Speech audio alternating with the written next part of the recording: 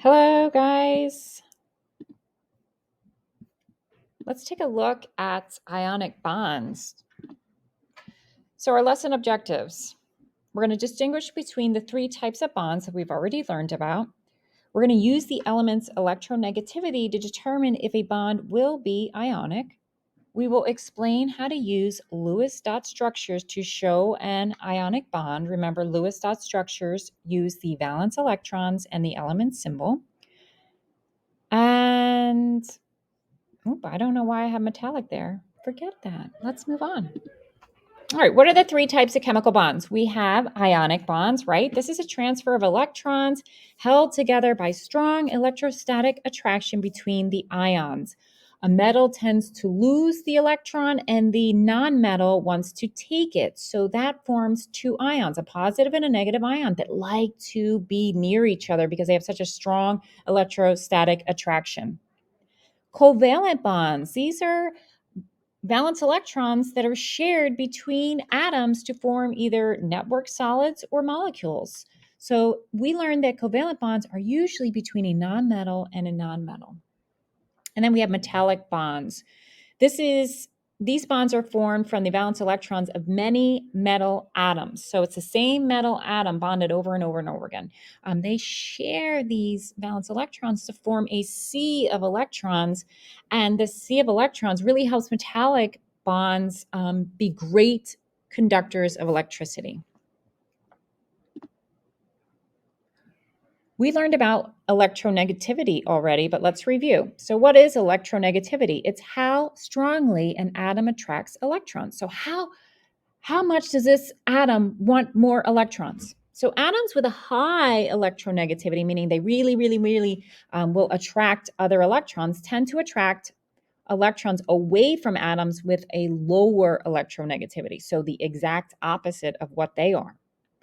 An electronegativity difference of 1.7 or more can only occur between a metal and a nonmetal. So if it's 1.7 or more, that's happening between a metal and a nonmetal, that's going to be an ionic bond. How do you figure out the electronegativity of elements? Well, we have this handy periodic table that tells us the electronegativity of all the elements. We learned that fluorine, remember fluorine over here, is the most electronegativity. Its electronegativity is 4.0, and then francium down here, very low, 0.7, cesium, very low, 2.7.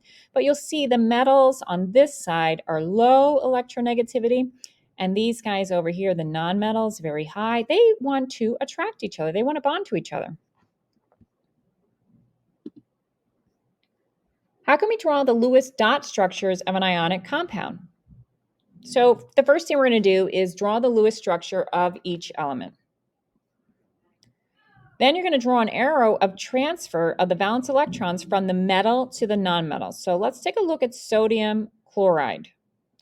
Sodium on the periodic table, it's in group 1. It has one valence electron, so we just draw one electron. And then if we were to draw chlorine, we would see that chlorine has 7 valence electrons. So chlorine clearly wants sodium's one outer electron, right? So we can just draw this arrow of transfer here. So recap, what is ionic bonding? Ionic compounds are composed of cations and anions. They have an electrostatic force that holds the compound together. The elements in these bonds have an electronegativity difference of 1.7. That means we subtract. We take the first element and the second element, and we subtract to find the difference in electronegativity. If it's greater than 1.7, it's an ionic bond. They are usually between a metal and a nonmetal. So here's your learning check. Number 1, which pair of atoms will form an ionic bond? So you can go through each of these pairs and determine the electronegativity. If it's greater than 1.7, it will form an ionic bond. Number 2, same thing.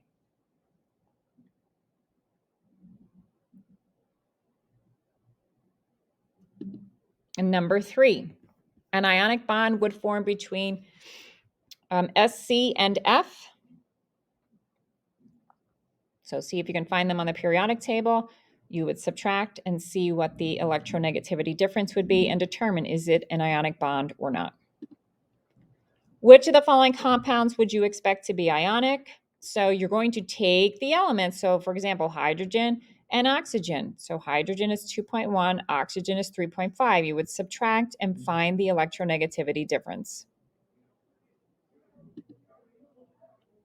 Which of the following compounds would you expect to be ionic? So subtract again. Which of the following compounds would you expect to be ionic? And that's it.